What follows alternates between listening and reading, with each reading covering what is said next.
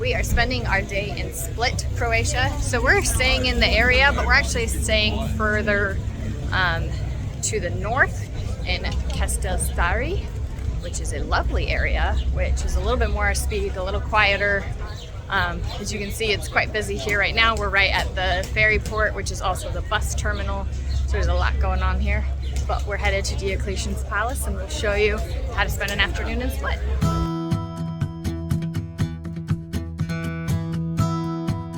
On our way to the palace, right before you get to the corner where it is this giant marketplace. There are swimsuits galore, dresses everywhere. It's taking us forever to walk through because I want to buy every linen outfit there is, so we keep stopping. The kids are having a little snack. There's a giant fruit market nearby, so you could definitely spend a decent amount of time, and if there's anything you forgot or if your bags got lost in flights, so it'd be an inexpensive place to get everything you need.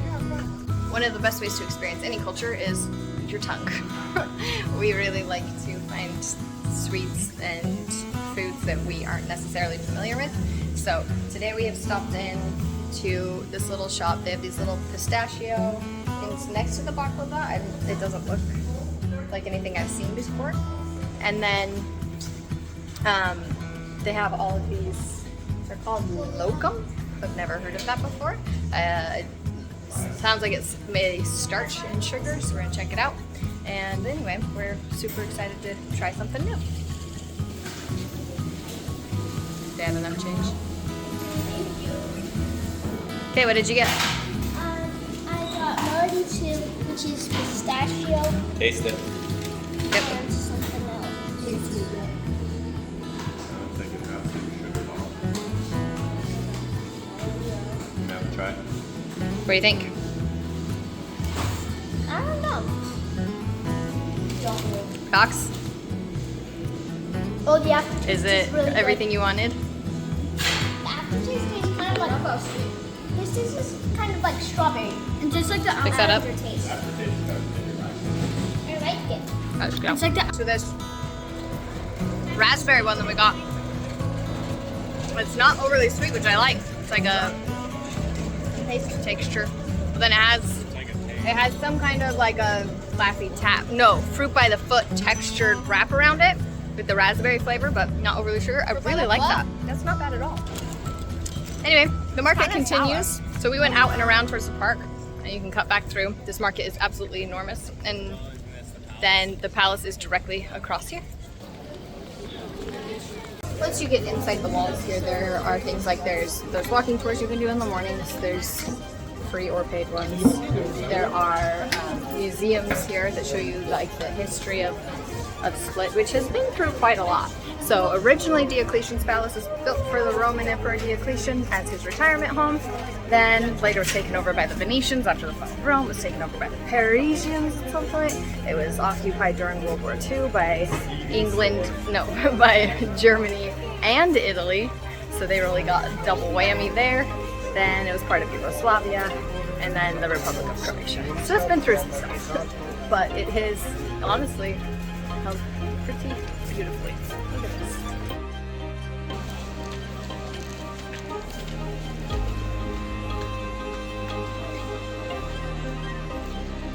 There's some work going on.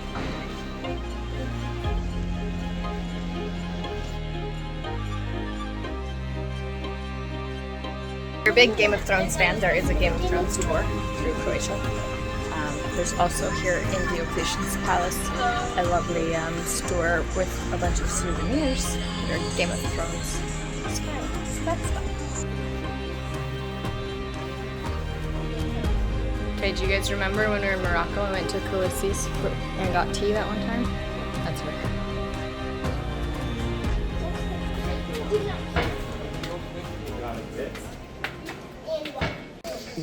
So we came in kind of a sideways route, but this is the official main entrance to the palace. We have some guys dressed up like Roman guards, which is fun. Really beautiful little square. And then over here is a gorgeous statue. And the watchtower. So we got here around, what, noon? 9-ish. So we got here about 11:30, and the heat in July can be oppressive. Now, within the city, walks like this is actually quite nice. Some nice breezes, some beautiful little views through the alleyways. It's really fantastic, but when you're out in the city, you may want to get a head start. Which probably also save you a ridiculous amount of time in traffic, but that would probably save you that as well.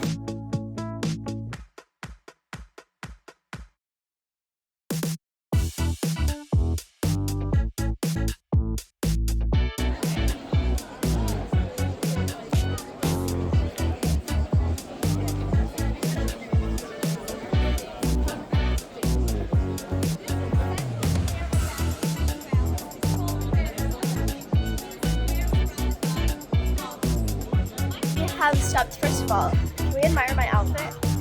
I planned it at 2 in the morning. Like, we just look so good. We are at. Oh, sorry. We're at this place. I don't know how to pronounce it. Is that what it is? Look, Pinocchio. Oh yeah, Picasso. We're at Picasso, and look how pretty this is. Like, are you kidding? Oh, adorbs. We're gonna get They left us with the phone. That's what you get. This sea, like, I just want to buy this for my house. I thought you said I want to buy. We're gonna get some pizza. It smells amazing. Like, if you could smell it, you would be so hungry.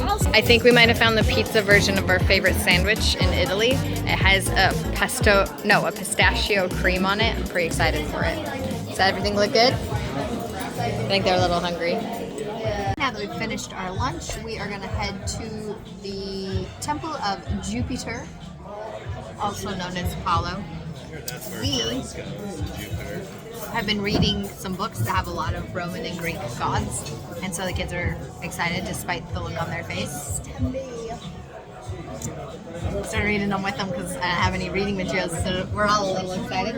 And the sad thing is it has been turned into a baptistry. So it is missing some of the charm of the Roman and Greek influence, but that's okay. Throughout the city in Split, there are actually 12 of these sphinx that were brought in from Egypt and placed around the city. So it's kind of fun. We'll play a little game, try to look for them. Might be a little interesting. But we just wanted to see the doors to the temple here. It is kind of awesome that they have it just built right in the center of everything. And now is a crypt and a baptistry.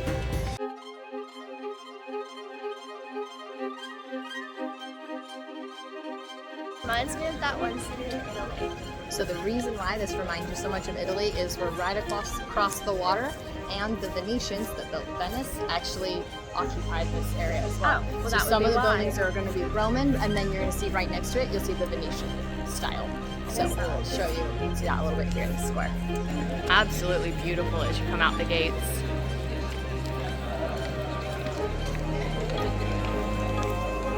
That building is so cool.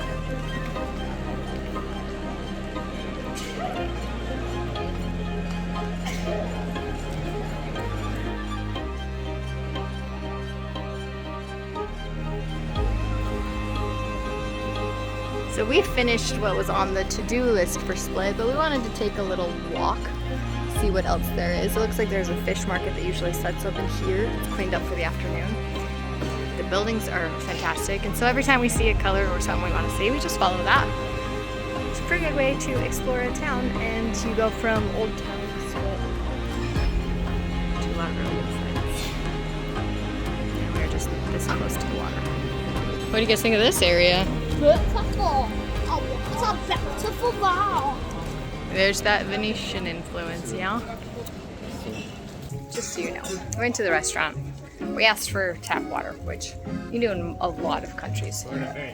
We're in a very heavy tourist area. And we said, oh, yeah, we can't do that today because the water's bad. It's dirty and gross. Which, like, if we were, like, naive tourists, we'd be like, oh, shoot. But Split has one of the most robust city water systems. The water is clean from the tap. They do provide free water places. Good luck finding a toilet, but if you can't find water, it's annoying because we just ended up ordering nothing. But they do that sometimes so that thirsty tourists will be like, fine, we'll just buy bottled water. But don't be afraid of the water here. It is impeccably clean and split. Croatia has amazing tasting drinking water. Highly Actually, recommend. I believe it was rated as the cleanest in all Europe. Just that. I know the swimming water was. Is there drinking water too? So, stay well hydrated. Don't burn up out here. Also, there's no free bathrooms here at all, so maybe don't stay too hydrated. That's what I said. Good luck. That's where it is worth it. If you find a coffee shop or something with a bathroom, buy a drink, use the toilet. Better than paying for a toilet just for the toilet, right? For €1, it's what they charge. Yeah, the public ones are €1 when you So find them. this little like area is definitely like you're gonna do something similar. It's a high tourist, high cost. Yep. Just like any country. Square. Just like any country, you have big cities that are going to be a lot more expensive, and the further south you go in Croatia, the more expensive Well, things and get. also it's too like a lot of like younger people come here and they'll like party, they'll go to the clubs and stuff at night, and then leave the city in the day to go explore.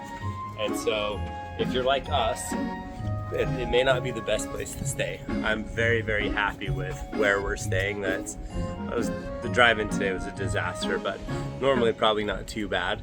But it's far enough out, it's quiet, it's beautiful, and then we can just come here for a day. After winding at our whim, based on what we saw that was cute, we decided we'll walk back to the car by way of the water. Let's out to this beautiful view. Here, it looks like there's a little train that takes you on a tour. This is that beautiful square that we came in on the other side. You can see the cruise ship in the distance. The ferries are here, and there are tuk-tuks, all kinds of things to help you get around. Something interesting that we did find in the zone here, walking up to the old town, we'll show you, is not to go walking through here in your bikini or shirtless. Glad that's not what we're doing today. No public urinations, which should go without saying, but when there's not a lot of options. So yesterday when we were in Trogir from our tour, actually had just come off the boat and I was totally walking around town in just my bikini. So I'll have to look up, hopefully it's not a thing everywhere, but the area here of the palace was taken over by the Catholic Church, so maybe it has something to do with that as well.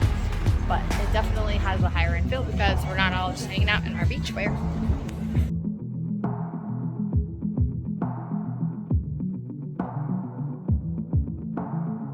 We've intrigued you enough that you'll come see Split for yourself. Make sure to like and subscribe for more. Bye.